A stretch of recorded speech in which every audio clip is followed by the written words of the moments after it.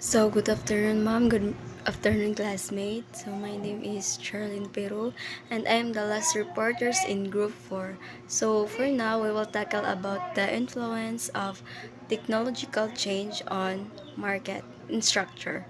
So, technological change significantly influenced by market and structure by altering the dynamics of competition, barriers to entry, and consumer behavior. So, in monopolistic markets, innovation can create dominant players with unique products or superior technology that competitors cannot replicate.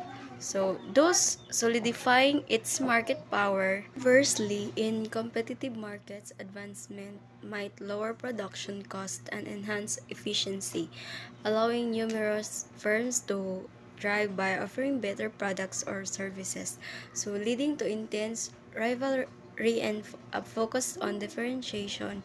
In duopolistic market, technology can intensify competition between the two dominant firms, with each striving to outpace the other through continuous innovation, creating a cycle of rapid advancement. Ultimately, the nature and pace of technological change determine how firms interact and establish their position within the market. So, in overall, the influence of technological change on marketing structure based on different factors in particular market.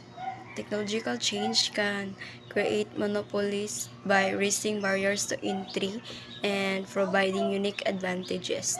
And it can foster competitive markets by lowering entry barriers and encouraging innovation. And last, it can lead to duopolies when two companies dominate due to technological technological advancement. That's all. Thank you.